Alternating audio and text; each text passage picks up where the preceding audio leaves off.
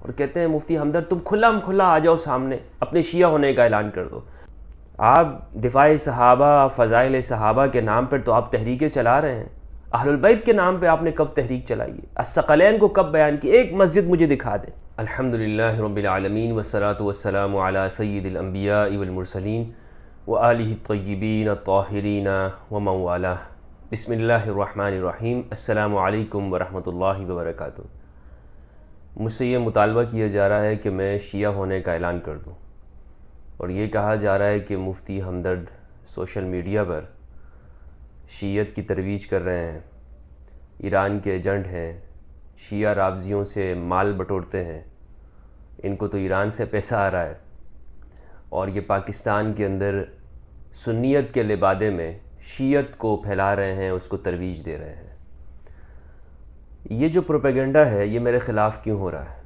یہ کوئی نئی بات نہیں ہے، یہ قدیم زمانے میں بھی ہر اس شخص کے بارے میں ناسبی لوگ یہ پروپیگنڈا کرتے رہتے تھے کہ جو اہل البیت علیہم السلام کے فضائل بیان کرے اور ان کے حقوق بیان کرے، یہ بتائے کہ اہل البیت علیہم السلام الثقلین کا کیا مرتبہ ہے، نبی صلی اللہ علیہ وآلہ وسلم نے اس دنیا کے لیے، اپنی امت کے لیے کیا کیا چیزیں چھوڑیں، حقائق لوگوں تک پہنچائے، تاریخ کے بارے میں بتائے کہ تاریخ میں اس امت کے ظالموں نے اپنے نبی کے خاندان کے ساتھ، ان کے نواسوں کے ساتھ کیا سلوک کیا، ان کے اہل البیت کے ساتھ کیا کیا۔ اگر کوئی شخص یہ بتاتا ہے تو قدیم زمانے میں بھی رافضیت کا فتویٰ لگتا تھا، شیعہ ہونے کا فتویٰ لگتا تھا، اس جرم کے اندر قتل کیا جاتا تھا، مارا جاتا تھا، سزائیں دی جاتی تھیں۔ بہت سارے نام ہیں، بے تحاشا نام ہیں، کتنے نام میں آپ کے سامنے دوں گا۔ اہل سنت والجماعت کے عظیم محدثین کے ساتھ کیا کیا کیا گیا۔ امام نسائی علیہ رحمہ کا نام کس سے ڈھکا چھپا نہیں ہے۔ امام نسائی کے ساتھ کیا ہوا؟ امام نسائی نے جب خصائص امیر المؤمنین علیہ السلام لکھی، جناب امام علی کے فضائل کے اندر، تو شام کے اندر رہنے والے لوگوں نے ان سے کہا کہ آپ معاویہ کی فضیلت میں کوئی حدیث بیان کیوں نہیں کی، آپ نے کوئی کتاب کیوں نہیں لکھی؟ تو انہوں نے جواب دیا کہ الا یرضی رأسا برأس حتی یفضل، اور کہا کہ کیا ان کا معاملہ برابر سرابر میں وہ چھوٹ جائے یہ کافی نہیں ہے؟ اور پھر زیادہ جب لوگوں نے تنگ کیا تو ایک حدیث ان کو سنا دی، لاش باللہ بطنا، اللہ ان کا پیٹ کبھی نہ بھرے۔ تو لوگوں نے ان کو مسجد کے اندر اتنا مارا، ان کی خصیتین پہ، ان کے مثانے کے اوپر ان کو لاتیں ماری، اور کہ اسی میں وہ پھر ان کی موت ہو جاتی ہے۔ امام نسائی علیہ رحمہ، اسی طرح امام زید علیہ السلام کے ساتھ کیا ہوا؟ برسوں تک ان کی لاش برہنہ بغداد کے اندر لٹکائی گئی، برسوں تک لٹکتی رہی۔ امام زین العابدین علیہ السلام کے بیٹے ہیں وہ، امام محمد الباقر علیہ السلام کے بھائی ہیں۔ یہ پوری تاریخ ہے میرے بھائیوں، پوری تاریخ ہے۔ تو کس کس کا میں آپ کو بتاؤں گا؟ امام شافعی علیہ رحمہ، ان پہ الزام لگے، انہوں نے اہل البیت علیہم السلام کے فضائل سنائے۔ تو کہنے کا مقصد یہ ہے کہ مجھ سے جو ابھی یہ مطالبہ کر رہے ہیں ہمارے آج کل کے دوست نادان، میرے زمانے کے لوگ، اور کہتے ہیں مفتی ہمدرد تم کھلا آ جاؤ سامنے، اپنے شیعہ ہونے کا اعلان کر دو۔ یار میں آپ کے سامنے یہ جو بیان کر رہا ہوں، کیا میں آپ کو خوش کرنے کے لیے بیان کر رہا ہوں؟ میں شیعوں کو خوش کرنے کے لیے کر رہا ہوں؟ میں اپنی نجات کے لیے کر رہا ہوں کہ جو جھوٹ اور جس طرح سے نفرت کی باتیں ہمیں بتائی گئیں، اس امت کو ڈیوائیڈ کرنے کی، جو حقائق جس طرح سے توڑ مروڑ کے ہمارے سامنے پیش کیے جاتے رہے ہیں، جب مجھ پہ آشکارا ہو گئے ہیں تو میں اوروں کو بتاؤں، یہ میرا فرض بنتا ہے۔ پھر میں نے پہلے دن سے لے کر آج تک کبھی بھی شیعت کی ترویج نہیں کی، یہ مجھ پر الزام ہے۔ میرے اپنے خیالات ہیں، اپنے نظریات ہیں، اور میں جو تحقیق کرتا ہوں، جو مجھے صحیح لگتا ہے اس کو میں بیان کرتا ہوں۔ اچھا، اگر میں شیعہ ہونے کا اعلان کر دوں تو جو مجھ سے مطالبہ کر رہے ہیں ان کو کیا فائدہ ہوگا؟ آپ کو کیا فائدہ ہوگا؟ آپ کیا اس پہ خوش ہو جائیں گے کہ جی جناب اچھا ہوا یہ اس نے شیعہ ہونے کا اعلان کر دیا؟ اور پھر میں آپ کی مرضی سے کیوں کروں؟ کبھی آپ مجھ سے کہتے ہیں کہ آپ شیخین کے فضائل بیان کریں، ابو بکر صدیق اور حضرت عمر کے فضائل کیوں بیان نہیں کرتے؟ میں آپ کی مرضی سے بیان کروں گا، میرا جب دل چاہے گا میں بیان کروں گا۔ مجھے معلوم ہے کہ کب بیان کرنے اور کب نہیں بیان کرنے ہیں، کیونکہ برسوں سے تو آپ بیان کر رہے ہیں، آپ دفاع صحابہ، فضائل صحابہ کے نام پر تو آپ تحریکیں چلا رہے ہیں۔ اہل البیت کے نام پہ آپ نے کب تحریک چلائی ہے؟ الثقلین کو کب بیان کی؟ ایک مسجد مجھے دکھا دیں اہل سنت کی کہ جہاں پر آپ ضعیف حدیث، کمزور حدیث، کتاب اللہ و سنتی کے بجائے کتاب اللہ و عترتی بیان کرتے ہوں۔ تو ایک مسجد کا ایک خطبہ مجھے دکھا دیجئے۔ حالانکہ یہ جو روایت ہے، میں تمہیں دو چیزیں چھوڑ کے جا رہا ہوں، تم جب تک ان کو تھام کے رکھو گے کبھی گمراہ نہیں ہوگے، میری کتاب، اللہ کی کتاب اور میری سنت، اللہ کی کتاب میری سنت۔ یہ ایک ضعیف درجے کی روایت ہے، اس کی سند بھی موجود نہیں ہے۔ امام مالک نے اس کو موطا میں بلاغاً روایت کی، اس کی کوئی سند بھی موجود نہیں ہے، جبکہ حدیث الثقلین تمام صحیح کتابوں کے اندر موجود ہے، اسے آپ بیان نہیں کرتے ہیں۔ تو آپ اس الثقلین کی تحریک جب چلائیں گے، جب آپ کے ممبروں سے اہل البیت کے فضائل بیان ہونا شروع ہو جائیں گے تو آپ نے کام آسان کر دیا، ٹھیک ہے پھر میں بھی شیخین کے فضائل بیان کر دوں گا۔ آپ مجھ سے مطالبہ کیوں کر رہے ہیں؟ پھر میں آپ کے کہنے کے اوپر شیعت کا اعلان کر دوں۔ جس دن میں نے شیعہ ہونے کا اعلان کرنا ہوا، میں کہہ دوں گا کہ جی میں شیعہ ہوں، اعلان کر دوں گا میں۔ آپ سے کوئی خوف کھا رہا ہے مجھے؟ میں آپ سے کوئی تنخواہ لیتا ہوں؟ میں بھی بیٹھ جاؤں گا جناب سیاہ امامہ باندھ کے، اور مجھے کوئی کسی کا خوف ہے؟ یا میں آپ کو جواب دینا ہے، میں نے اللہ سبحانہ و تعالیٰ کو جواب دینا ہے؟ تو اپنے ذہن کو کلیئر کیجئے، جو میرے سوالات ہیں ان کا اگر آپ کے پاس جواب ہے تو ٹھیک ہے، نہیں دینے ہیں آپ نے تو نہ دیجئے۔ میں نے آپ سے میں نے کسی سے بھی یہ مطالبہ نہیں کیا جناب کہ وہ میرے نظریات کے اوپر آ جائے، یا جو میں کہہ رہا ہوں تو وہ حرف بحرف اس کو مان لے۔ آپ آزاد ہیں، آپ اپنی مرضی کریں۔ کسی کے اوپر بھی میں اپنی رائے کو تھوپنے کا، میں نے کسی کو آج تک نہیں کہا ہے کہ جی میری بات ہی مانو ورنہ تو تم گمراہ ہو، تو کسی کی تکفیر نہیں کرتا۔ میں نے ہمیشہ یہ کوشش کی، اور یہ بھی میں انشاءاللہ اس امت کی وحدت کے لیے جو میں کر رہا ہوں، مجھے معلوم ہے کہ اس کے کیا نتائج اور کیا اثرات ہیں۔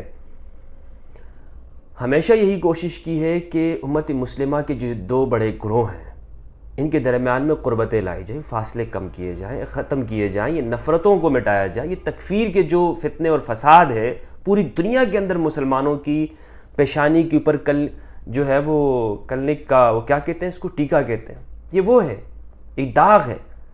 ہمیں لوگ کہتے ہیں کہ آپ الحاد کے خلاف کام کریں، تھیئزم کے خلاف، اور جو اسلام کے اوپر آریہ سماجی اعتراض کر رہے ہیں ان کے خلاف کام کریں۔ ٹھیک ہے، یہ ساری باتیں آپ کی صحیح ہے، ایتھیزم کے اوپر کام ہونا چاہیے، رد الحاد پہ کام ہونا چاہیے، لیکن آپ یہ دیکھیں کہ ملحدین کے سوالات کہاں سے پیدا ہوتے ہیں۔ ملحدین آپ کی انہی روایات کے اندر سے سوال اٹھاتے ہیں، آپ کی اسی تاریخ کے اوپر سے سوال اٹھاتے ہیں، بتاتے ہیں آپ کو کہ دیکھیں اس تاریخ کے اندر یہ کیا کیا ہوا ہے۔ آپ وہاں پہ یا تو جھوٹ بولیں گے، اور یا آپ کہیں گے کہ نہیں جی تمہارا اسلام سے کیا تعلق ہے، تم کس طرح سے سوال کر رہے ہو۔ تو جو سوالات ہیں آپ اس کو ایڈریس نہیں کرتے، آپ اس کے اوپر سے اپنے جو آپ کے جو ماننے والے ہیں نا، جو آپ کے فالوور ہیں، آپ کہتے ہیں کہ جی سب ٹھیک ہے۔ جب وہ خود پڑھتا ہے اسے معلوم ہوتا ہے نہیں یار مولوی صاحب نے تو جھوٹ بولا ہے، کہاں ٹھیک ہے۔ آپ تو کہتے ہیں کہ جی وہ آپس میں نہیں لڑتے تھے، حالانکہ کشت و خون ہوا ہے، جنگیں ہوئی ہیں، ہزاروں لوگ شہید ہوئے ہیں، مارے گئے ہیں۔ آپ باغیوں اور ظالموں کو جب بڑے بڑے اچھے اچھے ٹائٹل دے رہے ہوتے ہیں تو آپ نہیں معلوم آپ کو کہ آپ اسلام کے ساتھ کتنا بڑا ظلم کر رہے ہوتے ہیں اور الحاد کو کتنا بڑا فائدہ پہنچاتے ہیں آپ۔ یعنی ایک عقلمند شخص کہ جو کہتا ہے کہ 2 + 2 4 ہونے چاہیے، اور دنیا کے اندر انصاف ہو، ظالم ظالم ہے، باغی باغی ہے، عادل عادل ہوتا ہے، ایسی لاجک کو کام میں لانے والا ایسا شخص جب آپ کی گفتگو سنے گا کہ نہیں جی سب ٹھیک ہے، سب بالکل برابر ہے، تو یا تو وہ آپ کو جھوٹا کہے گا، یا وہ کہے گا کہ نہیں، وہ آپ کے مذہب کے اوپر پھر سوال اٹھانا شروع ہو جائے گا، اس سے بدزن ہو جائے گا۔ تو آپ لوگوں کو بدزن کرتے ہیں۔ میں تو اس نتیجے میں پہنچا ہوں کہ ہم نے یہ جو الحاد کے خلاف یہ جو سوالات یہ لوگ جو اٹھا رہے ہیں، اس پہ اپنی محنتیں صرف کرنے کے بجائے امت مسلمہ کے اندر جو دراڑیں پیدا ہوئی ہیں، جو برسوں سے جو تکفیر ہوئی ہے، اس کا خاتمہ کریں۔ آپ ایک دوسرے کو تو مسلمان نہیں سمجھتے، آپ لوگوں کو کیا مسلمان بناؤ گے؟ کون سے فرقے کے اندر، کس خانے کے اندر لوگوں کو آپ مسلمان کر رہے ہو؟ مجھے بتائیے۔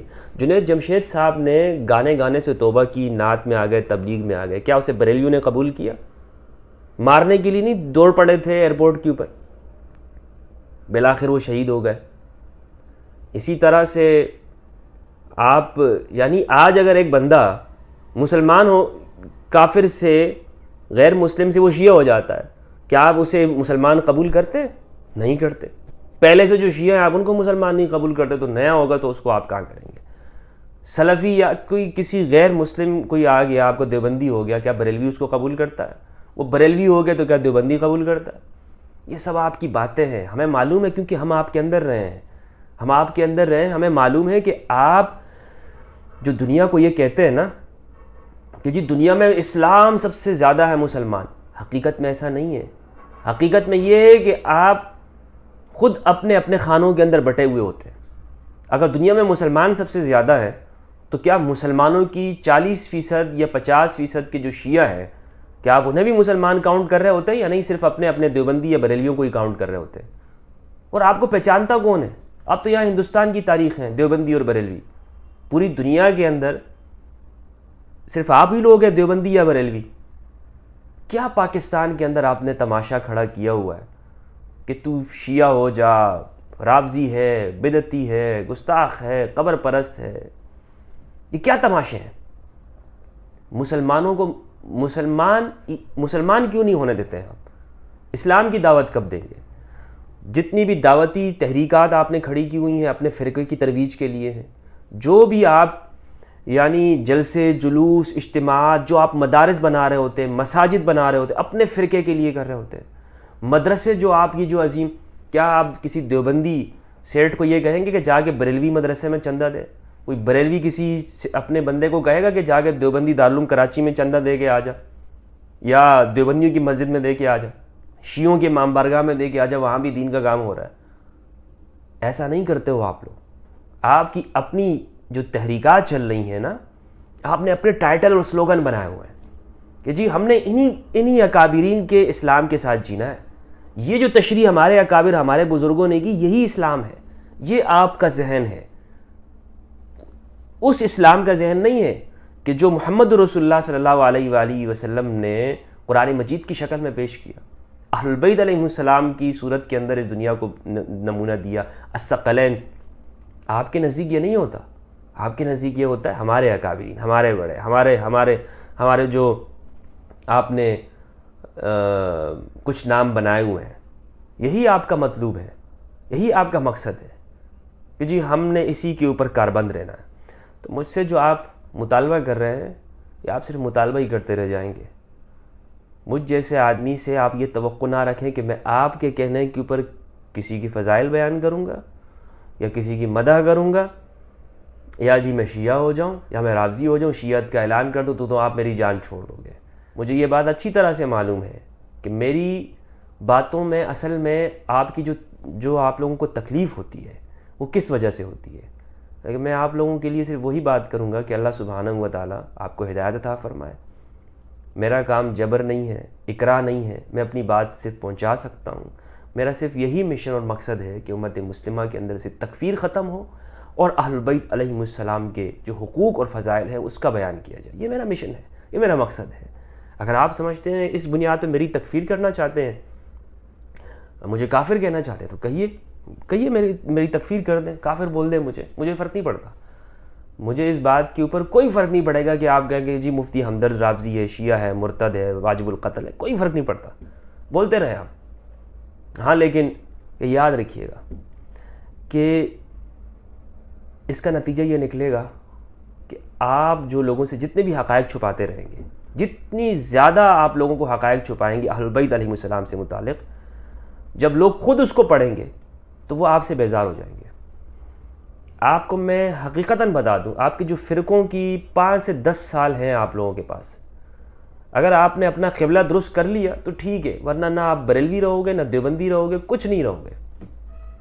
یا تو آپ سے اکثر نوجوان نسل دین بیزار ہو جائے گی، جو ہو رہی ہے، کیونکہ آپ ان سے اپنی مسجدوں میں جھوٹ بولتے ہیں، حقائق چھپاتے ہیں، اپنی تقریروں کے اندر ایک دوسرے کے اوپر کافر بھی کہہ رہے ہوتے ہیں، دوسری طرف سے پھر کہتے بھی ہیں کہ جی لوگوں کو زیادہ زیادہ مسلمان کرنا ہے۔ یا تو وہ دین بیزار ہو جائیں گے، یا وہ لوگ آپ کے ہاتھوں سے نکل کر کسی اور فرقے میں آپ ان کو لاکھ روکتے رہیں گے، وہ آپ کے نہیں رہیں گے، بہرحال آپ کے نہیں رہیں گے۔ ہاں، تو اس لیے حقائق چھپانا بند کیجئے، یہ حقائق کڑوے ہیں، لیکن بتائیے کہ برسوں سے جو اہل البیت علیہم السلام کے ساتھ ہوتا رہا ہے، اور جو اسلام اہل البیت کا تھا، اس کو کس طرح سے چھپایا گیا، اور ظالموں جابروں کی دی ہوئی تشریحات اور تعبیرات کو دین کے لبادے میں پیش کر کے دنیا کے سامنے اسے ہی اسلام پیش کیا گیا، جس کی وجہ سے لوگ آج اعتراض کرتے ہیں کہ جی اسلام میں عدل نہیں ہے، انصاف نہیں ہے، آزادی فکر نہیں ہے، حریت رائے نہیں ہے، انسان کو بولنے کی اجازت نہیں ہے۔ یہ جتنے بھی اعتراض کرتے ہیں، میں تو سمجھتا ہوں اسلام پہ یہ لوگ کر رہے ہوتے ہیں، ان کو ہم نے اس طرح کر کے پیش کیا ہے کہ جی یہی اسلام ہے، حالانکہ ایسا نہیں تھا۔ جو اہل البیت علیہم السلام کے جو اخلاق و کردار و تعلیمات ہیں، اس میں جو آزادی ہے، اس میں جو گفتگو ہے، اس میں جو ٹیبل ٹاک ہے، اس میں جو ظالم کو ظالم کہنے کی جو جرأت اور ہمت پیدا کرنا ہے انسان کے اندر ہے۔ آج آپ کے جو بھی مذہبی طبقات ہیں، وہ آپ کو ہی کہتے ہیں خاموش، زبان بند کر کے رکھو، ظالم حکمران کے سامنے تم نے کچھ نہیں کہنا، ہاں کچھ نہیں کہنا، تو ظلم بس سہتے رہنا ہے ظلم۔ آپ مجھے بتائیے کہ رشیا کے اندر جب دہریت کا جسے آپ انقلاب کہتے ہیں، جب وہ آیا، کیوں وہاں پہ لوگوں نے آ کر خدا کا انکار کر دیا؟ اس لیے کہ وہاں پہ جو پہلے سے موجود جو مذہبی طبقات تھے، وہ اپنے ظالم حکمرانوں کی ظالمانہ کارروائیوں کو خدا کی مرضی کر کے ان کو پیش کر رہے تھے کہ جی تمہارے اوپر جو اتنا ٹیکس لگایا ہوا ہے، یہ سب خدا کی مرضی ہے، یہ تمہارے اعمال خراب ہیں، یہ خدا یہی چاہتا ہے تم سے کہ تم اور پٹو، تم اور مار کھاؤ۔ انہوں نے کہا اچھا، انہوں نے جب انقلاب لایا، انہوں نے کہا ہم اپنی تقدیر خود بناتے ہیں، ہم ایسے خدا کو نہیں مانتے۔ بالکل، اور یہی آج میں دیکھ رہا ہوں کہ یہ جو مذہبی جس طرح سے ہمارے ہاں مذہب کو پیش کر رہے ہیں، ظالموں کی محبت کے لوگوں کے دلوں میں ڈالتے ہیں، نوجوان نسل ان کے ساتھ یہی کرے گی اگر یہ سدھرے نہیں، اگر انہوں نے اپنا قبلہ درست نہ کیا۔ اور قبلہ کیسے درست ہوگا؟ میں نے صرف ایک کسوٹی دی آپ کو کہ الثقلین کو بیان کرتے ہیں۔ یہ ہمارے امت مسلمہ کے شروع سے لے کر جتنے بھی اجتماعی مسائل ہیں یا انفرادی مسائل ہیں، اس کا حل یہی ہے، کتاب اللہ، میری اطرت۔ اب اس کو امپلیمنٹ کیسے کرنا ہے؟ کیا اس سے مراد میرے نزدیک خاکہ کیا ہے؟ یعنی مجھ سے بھی میرے بھائی سوال کریں گے کہ جی میں جو یہ بات کروں الثقلین، کیا ائمہ اہل البیت علیہم السلام کی امامت فقہی طور پر ماننی ہے یا ان کے حقوق کا تسلیم کرنا ہے؟ تو میرے نزدیک اس کی خاص تعبیر ہے۔ جب میں کہتا ہوں نا ائمہ اہل البیت علیہ السلام، میں اس میں آپ کو یہ کہوں کہ آپ حنفی رہنا چاہتے ہیں آپ رہیے، مالکی، شافعی، حنبلی، معتزلی، اباضی، زیدی، اسماعیلی، دیوبندی، بریلوی، کسی بھی فرقے کے آپ رہنا چاہتے ہیں آپ رہیے، لیکن جب بات ہو اہل البیت کے حقوق کی تو آپ اہل البیت کے ساتھ کھڑے ہوں۔ یہ نہ ہو کہ جی نہیں ہمارا عقیدہ اس میں خراب ہو جائے گا۔ ہاں، آپ جب یہ رویہ رکھیں گے تو میں اسی کو اپنی خاص تعبیر کہتا ہوں۔ میرے نزدیک فقہی تعبیر ایک شخص ہے کہ جو اہل البیت علیہ السلام کی فقہی جو پیروی بھی کرے، اقتداء بھی کرے، بہت اچھی بات ہے، لیکن الثقلین کی طرف آنے کا مطلب یہ ہے کہ ہم جہاں پر اہل البیت کے حقوق ہوں، واضح حقوق، اہل البیت کا مقام ہو، امام علی علیہ السلام کا ایک موقف ہو، وہاں پہ ہم دوسروں کی طرف داری کر رہے ہوں، دوسری طرف کھڑے ہوں، صرف اس وجہ سے کہ ہمارے اکابر نے یہ کہا ہے، ہمارے مسلک کے اندر یہ ہے، یہ منہج ہمیں اپنے بڑوں سے ملا ہے، تو میں سمجھتا ہوں ہم اہل البیت کے حقوق میں کمی کر رہے ہوتے ہیں۔ یہاں پر ہم نے آنا ہے، پہلا سٹیپ یہاں پہ تو آ جائے، اس کے بعد پہ دیگر بھی فقہ کی اگر کوئی پیروی کرتا ہے تو بہت اچھی بات ہے، مجھے اس سے کوئی اعتراض نہیں ہے۔ لیکن میری اس کی دعوت بھی نہیں ہے. میری دعوت جو ہے وہ الثقلین کی یہ ہے کہ آپ قرآن مجید اور اہل بیت علیہ السلام کو اپنا رہنما اور متبع مانیں. کس اعتبار سے متبع مانیں, کس اعتبار سے فالو کریں, اس اعتبار سے پیروی کریں کہ ان کے جو جائز حقوق ہے اس کو تسلیم کر لیں. یہ ہے قرآن اور اطرت, اور یہ دونوں صحیح حدیث ہے کہ ایک دوسرے سے جدا نہیں ہوں گے یہاں تک کہ میرے پاس حوض پر آ جائے. یہ دنیا میں ہم ہی اس کو جدا کر رہے ہوتے ہیں, تو پھر ہم حوض پہ کس طرح پہنچ سکتے ہیں؟ اللہ سبحانہ و تعالی ہم سب کو قرآن مجید اور اہل بیت علیہ السلام کی معرفت عطا فرمائے. والسلام علیکم ورحمۃ اللہ وبرکاتہ.